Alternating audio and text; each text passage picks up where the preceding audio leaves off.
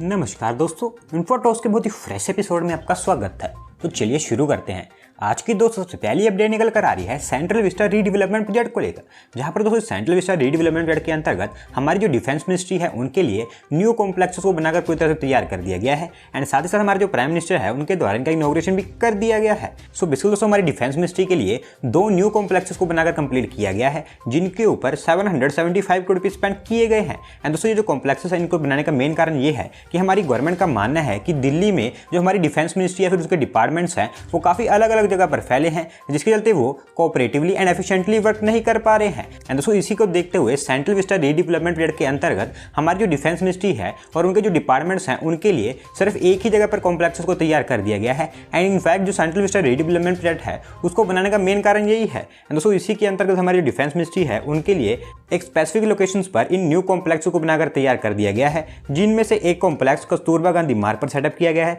And वही जो दूसरा है वो न्यू दिल्ली में अफ्रीका वेन्यू पर सेटअप किया गया है। एंड ना दोस्तों जल्दी ही हमारी जो डिफेंस मिनिस्ट्री है उनको यहाँ पर सेटअप कर दिया जाएगा।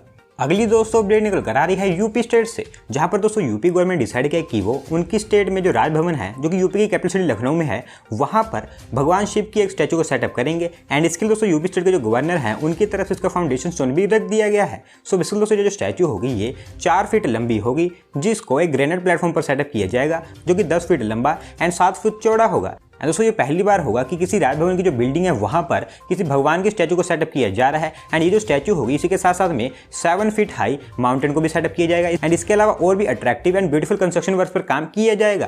एंड दोस्तों इसका फाउंडेशन स्टोन रखने के साथ साथ में जो यूपी स्टेट के गवर्नर है उनके द्वारा यूपी का जो राजभवन है उसका प्रोसेस डिजिटलाइज करने के लिए 8 न्यू सॉफ्टवेयर को भी लॉन्च कर दिया गया है। दोस्तों देखते हैं कब तक स्टैचू को सेटअप किया जाता है। अगली दोस्तों अपडेट निकल कर आ रही है Bengaluru based world's most valuable educational startup Byju's को लेकर, जहां पर दोस्तों बायजूस ने उनकी बाइंग एंड एक्विजिशन स्प्री को कंटिन्यू करते हुए US based K12 coding platform tinker को एक्वायर कर लिया है। एंड नाउ ये जो टिंकर है ये बायजूस इंडिया का एक फुली सब्सिडरी कंपनी बन चुकी है। सो बेसिकली दोस्तों बायजूस उनकी जो एजुकेशनल सर्विस है उनको एक्सपांड करने के लिए इस ईयर के स्टार्टिंग से ही कई सारे स्टार्टअप्स को एक्वायर किया है। And as of now year के स्टार्टिंग से लेकर अब तक बायजूस के द्वारा 8 स्टार्टअप्स को एक्वायर कर लिया गया है। एंड रिसेंटली 7-8 सितंबर को इन्होंने इंडिया में जो ग्रेड अप लर्निंग प्लेटफॉर्म है उनको भी एक्वायर किया था। एंड नाउ दोस्तों इन्होंने कैलिफोर्निया बेस्ड जो टिंकर कोडिंग प्लेटफॉर्म है उनको भी एक्वायर कर लिया है, जो कि इनका 9th एक्विजिशन बन गया है, जहां पर बायजूस ने इनका जो 100% स्टेक है उसको एक्वायर किया है। हालांकि दोस्तों इस डील को लेकर जो फाइनेंशियल डिटेल है उसके बारे में कुछ नहीं बताया गया है, लेकिन रिपोर्ट्स के अकॉर्डिंग ये जो डील है ये अराउंड $200 मिलियन की है। एंड नाउ इस एक्विजिशन के चलते बायजूस की जो एजुकेशनल सर्विस यूएस में है वो और भी स्ट्रेंथन होते हुए देखने को मिलेंगी। अगली दोस्तों अपडेट निकल कर आ रही है Hyderabad based food products manufacturing company Bambino Agro Industries Limited को लेकर, जहां पर दोस्तों नेशनल कैपिटल रीजन में उनके बिजनेस एक्सपांशन के लिए इन्होंने डिसाइड किया कि वो हरियाणा के सोनीपत डिस्ट्रिक्ट में उनकी एक न्यू पास्ता मैन्युफैक्चरिंग फैसिलिटी को सेटअप करेंगे। एंड इसके लिए इस कंपनी की तरफ से 24 करोड़ रुपये स्पेंड किए जाएंगे। सो बेसिकली दोस्तों ये जो पास्ता मैन्युफैक्चरिंग फैसिलिटी होगी इसको हरियाणा के गोहाना सिटी में सेटअप किया जाएगा, जो कि हरियाणा के सोनीपत डिस्ट्रिक्ट में एक सिटी है। एंड ऑलरेडी दोस्तों इनके पास में हरियाणा के सोनीपत में उनकी एक पास्ता मैन्युफैक्चरिंग फैसिलिटी है जिसकी currently capacity 600 kg per hour की है। एंड साथ साथ में दोस्तों ये जो कंपनी है वो इनकी जो एग्जिस्टिंग फैसिलिटी है उसकी कैपेसिटी को भी इनहांस करने में लगी हुई है। एंड इनके प्लान के अकॉर्डिंग वो इनकी जो एग्जिस्टिंग फैसिलिटी की कैपेसिटी है उसको 600 kg पर आवर से इंक्रीज करके 3000 kg पर आवर कर देंगे। एंड साथ साथ में इनके द्वारा सोनीपत डिस्ट्रिक्ट के गोहाना में इनकी इस न्यू पास्ता मैन्युफैक्चरिंग फैसिलिटी को भी सेटअप किया जाएगा, जिसकी कैपेसिटी 2000 kg पर आवर की होने वाली है। एंड नाउ दोस्तों कंपनी के अकॉर्डिंग इनकी जो न्यू पास्ता मैन्युफैक्चरिंग फैसिलिटी होगी इसको कंपनी के द्वारा अप्रैल तक बनाकर कंप्लीट कर दिया जाएगा। एंड उसी समय इनके ऑपरेशन भी स्टार्ट कर दिए जाएंगे। बढ़ते हैं दोस्तों अगले अपडेट की तरफ, जो निकल कर आ रही है हमारी one of the southern state Karnataka से, जहां पर दोस्तों कर्नाटका स्टेट में जो एयर ट्रैवल कनेक्टिविटी है उसको इंप्रूव करने के लिए कर्नाटका गवर्नमेंट की तरफ से डिसाइड किया गया कि वो उनकी स्टेट में हर एक बड़ी सिटी में एयरपोर्ट्स को सेटअप करेंगे। एंड इसके लिए जो लैंड एक्विजिशन प्रोसेस है वो भी जल्दी स्टार्ट कर दिया जाएगा। सो बेसिकली दोस्तों जैसा कि आप जानते हैं कि करंटली हमारे देश में ऑलमोस्ट हर एक रीजन में जो एयर ट्रैवल कनेक्टिविटी है उसको बेहतर बनाने के लिए हमारी सेंट्रल गवर्नमेंट के द्वारा उड़ान स्कीम पर काम किया जा रहा है। एंड नाउ दोस्तों इसी के अंतर्गत कर्नाटका स्टेट के हर एक रीजन में एयर ट्रैवल कनेक्टिविटी को बेहतर बनाने के लिए कर्नाटका गवर्नमेंट की तरफ से डिसीजन लिया गया है, जिसके अकॉर्डिंग कर्नाटक स्टेट की हर एक मेजर सिटी में एयरपोर्ट्स को सेटअप किया जाएगा, जिसमें कुछ एयरपोर्ट्स बड़े होंगे एंड कुछ एयरपोर्ट्स छोटे होंगे। एंड इसके अलावा दोस्तों कर्नाटका स्टेट के उन डिस्ट्रिक्ट हेडक्वार्टर्स जहां पर एयरपोर्ट्स को या तो लैंड प्रॉब्लम या फिर पैसेंजर ट्रैफिक के कारण सेटअप नहीं किया जा सकता है, वहां पर परमानेंट हेलीपैड्स को भी सेटअप किया जाएगा। एंड इनिशियली ये जो एयरपोर्ट्स होंगे जो कि मेजर सिटीज में सेटअप किए जाएंगे, इनको सेटअप करने के लिए सबसे पहले लैंड एक्विजिशन प्रोसेस स्टार्ट किया जाएगा। तो दोस्तों देखते हैं कि कर्नाटका स्टेट की कौन कौन सी सिटी में एयरपोर्ट सेटअप किए जाते हैं।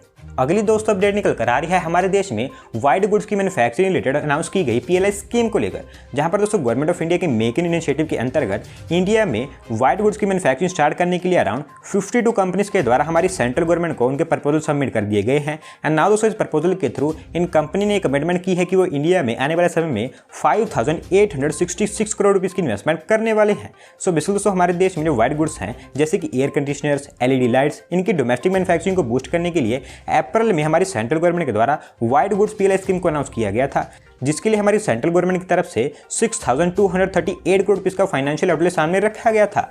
एंड नाउ दोस्तों इस स्कीम के अंतर्गत हमारी सेंट्रल गवर्नमेंट को 52 डिफरेंट कंपनीज की एप्लीकेशन रिसीव हो चुकी हैं, जिसमें Deccan, Panasonic, Hitachi, TVS Lucas, Dixon, Syska, इस तरह की जो बड़ी बड़ी कंपनीज हैं उनके द्वारा भी प्रपोजल सबमिट किए गए हैं। एंड नाउ दोस्तों इस 52 एप्लीकेशन के थ्रू ये जो सभी कंपनीज है ये इंडिया में आने वाले समय में 5,866 करोड़ रुपीज़ की इन्वेस्टमेंट, 2,71,000 करोड़ रुपीज़ की टोटल प्रोडक्शन एंड आने वाले 5 सालों में 2 लाख से ज़्यादा direct and indirect job opportunities provide करवाने वाले हैं।